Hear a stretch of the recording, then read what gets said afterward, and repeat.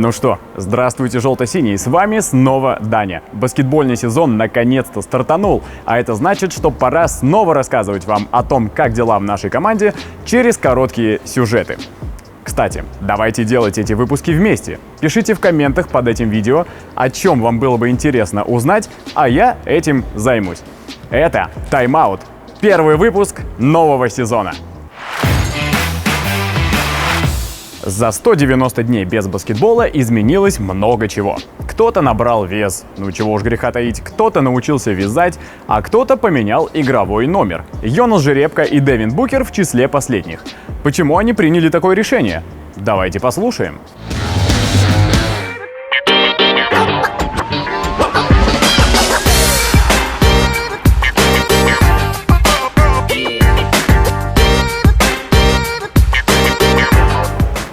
I wanted to get back to 33 because, I played with it for 6 years and I've always wanted it back. And last year, I just didn't think and I just picked 11. So I saw an opportunity to get my 33 back and Greg is here too, so we might as well keep it going. Number 11 was my number with the national team, so that's why I picked it for Khimki. And I'm 33 years old now, so that kind of plays in too, I just wanted to keep it going and let's keep winning. Go Khimki.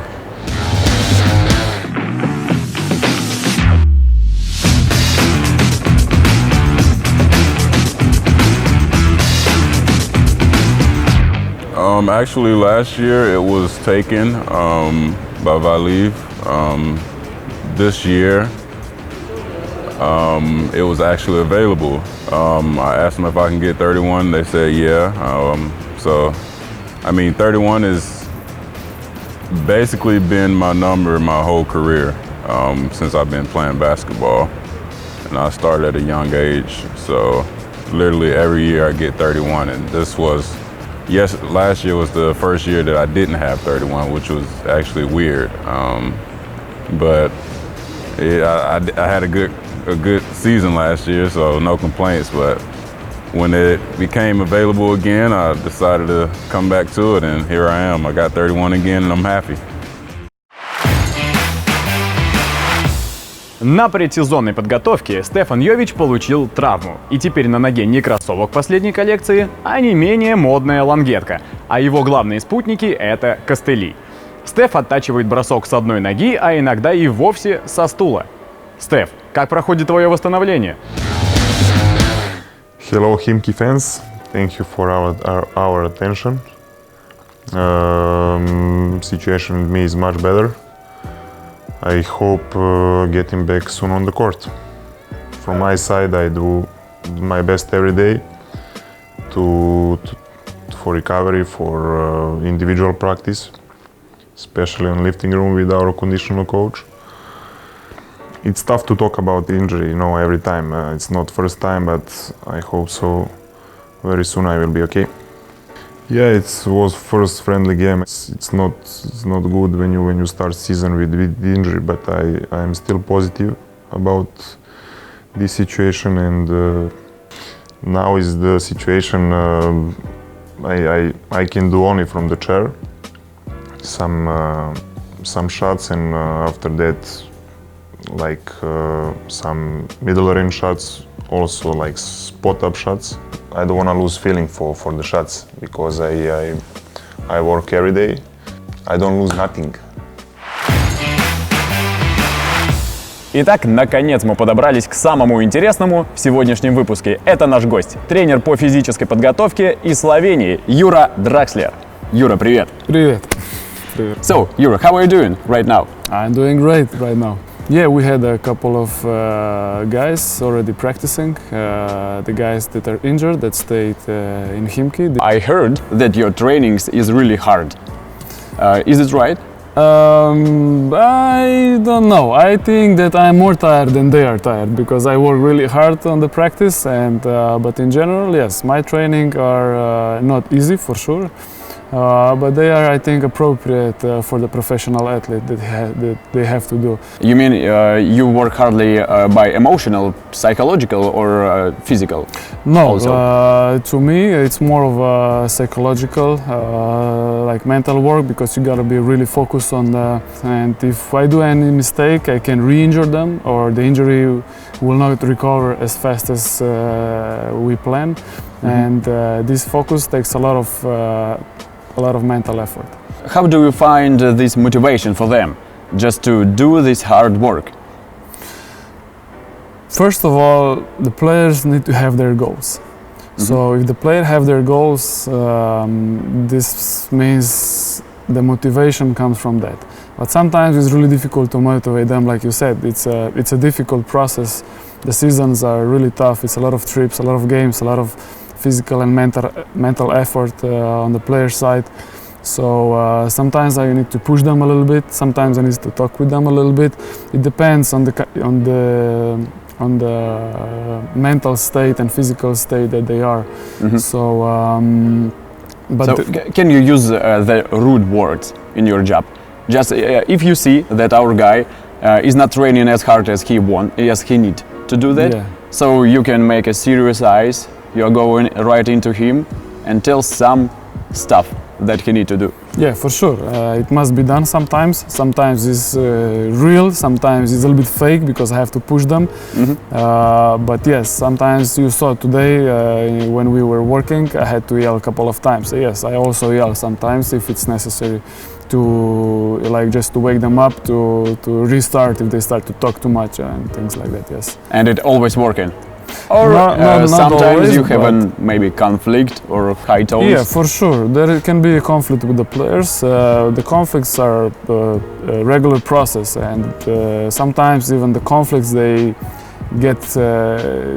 get closer with the players because of the conflicts. Because when I'm solving the conflicts, I need to have a conversation after that. So with this, I'm getting closer to the players, and they have to trust me first of all. At least after the conflict, I think you can put some weight on, just to make them cry. Yeah, they allow me usually a little bit more than after that, so yeah. When you realize that you want to do this gym job with the players in sport terms? So basically I was a professional, let's say, a swimmer. I was a competitive swimmer, and swimming is a tough sport. It's a really demanding sport. Physically and mentally also. It's not fun. It's not really fun. So basically I had different kind of coaches. I had good coaches and I had really bad coaches. And in the period when I had really bad coaches, I decided I want to enroll in a sports university. And at that time I decided that I want to make a change. I want to make it better. This was my motivation, just to be a better coach that my coaches were, to correct those mistakes on other players. And when you decide to move just from maybe swim for basketball, or it was just after university? It was during the university. So I was first year of university. I was a swimming coach and a strength coach in swimming. But then a professor from university, he saw that I'm really motivated, and he asked me if I want to join a specific project that they have with one club in Ljubljana. It was a really ambitious project. I think one of the best in Europe. It was with Goran Dragic and Zoran Dragic, Jan Veseli, Gaspar These guys, Vidmar, which are now playing in NBA. Yeah, exactly. In top clubs. Yeah, they were young at that time, and we had them in this project to develop them. And I immediately, yes, of course, I want to do that. And since then, I'm in basketball. I was doing a couple of other sports also, like back to swimming national team, rowing national team, but the basketball was the main part throughout my career, basically. Yeah. Okay, and I think this is the best luck for our sports, for our team, that you are right now, right here. Thank you. In this place. Thank you. Sure. It's a big thing for me that you say like that. And Юра, you know, now I checked my email, and ESPN guys write me to ask why you don't want to talk with them. Maybe you've got some conflicts with that. What's going on? No, actually, yeah, you're joking a little bit. But yeah, when I started to work with Luka Doncic, there was a lot of media attention, a lot of journalists from the States and around the globe. They contact me and wanted to make an interview, ask about Luka. Luka is usually not doing a lot of interviews, not giving them, and then they tried to go through me, I guess. And you know, if Luka doesn't do as many interviews, why should I do it now? So I just keep it, how you say this, low attention. Low attention, yeah. Okay. But this attention was really big during this summer after your interview when you said that Luka is not in shape, and everybody said that Luka is really fat. But you didn't say that. No, that's a problem of international media. So I give interview for the Russian media, and I said that the question was, can he play tomorrow? And I said, of course, right now he's not in the best game shape, but he's ready to play. And a couple of other things. And the international media put this in Google Translator, and I checked this. And really, Google is missing the word game, and the game is really important word here. So, so they translated that Luka is not in shape. Not that he's not in game shape, but because at that time nobody was in game shape, of course, because there was no games. So we have to send a message to our Google. Yeah, change that exactly. Yeah, change guys, Google. Change the translation from Russia to English, please. Make it better. Why are you not in Dallas during the NBA season? Because you are the main coach of Luka, and he's the young star right now. Maybe he needs just have some support from you. You don't know? I don't know. I have to help Khimki. I need to help our players. So no, basically yes. Like Khimki is one of my priorities, definitely, and Luka is also one of my priorities. At this moment, there was not a situation. He was, as you saw, he was in a pretty good shape and prepared pretty well. But I'm not saying that in the future this will not happen. I don't want to give you to Luka in USA because you are joining our team and you are the great guy here. So okay. Maybe you need to invite Luka in our team, maybe. Oh yeah? Or maybe I can have to invite you there when I come. Oh, this is over the camera, please, not here. And as the result of our interview, I want to ask you, because you know, I have some troubles in my body and maybe I just want to check my performance. Okay. In general. All right. Can we do it? Oh, for sure. Right now? Definitely we can. Okay, we will not lose the time and let's do it. Okay, let's do it. Okay. Let's go.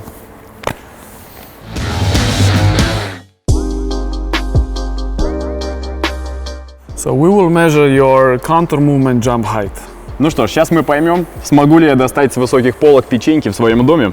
Which is normal jump height for a professional player? They usually jump from around 55 to 70 centimeters. Okay, I'm ready. All right, ready? Let's go. Let's go. Swing with the hands and as high as possible. Okay. Okay, this was 41 centimeters. 41? 41, yes. So, at least I don't have 15 centimeters to be a low-level professional. Exactly, 14 more. Give me one more try. Продолжаем, делаем 43. 0.43. 0.43. 2 centimeters. 43? Yes. Я сказал, сделаем 43. And you can, we can compare this to our players. I think our players have, I think Slava Zaitsev had the best results, and he and how went much? More than 70 centimeters. И Слава Зайцев, как обычно, вне конкуренции. Слава, ну, держите нас в курсе, как с этим жить вообще. Ну и, конечно, на упражнениях мы не заканчиваем, потому что у Юры есть специальный подарок специально для вас. So guys, I would like to give you a gift. This is my t-shirt from the first season with Khimki when I came 2 years ago. The T-shirt is with my initials, so you know I'm not as important guy as our players are, but definitely this is a gift for you. But as we see, you are the really important man for our players. And also, the second profession of our Юра, DJ in our clubs, Khimki clubs. Okay, let's go. You got a coach and a DJ. Yeah. Для того, чтобы мы поняли, кто достоин получить эту футболку, напишите ваше любимое упражнение в спортзале, и потом мы с Юрой обсудим и выберем того, чье упражнение является самым профессиональным, самым сложным и максимально результативным. Поэтому не стесняйтесь, строчите в комменты ниже. На этом все. Спасибо, что были вместе со мной. Обязательно пишите ваши предложения по сюжетам прямо в комментарии. Скоро с вами увидимся. Пока!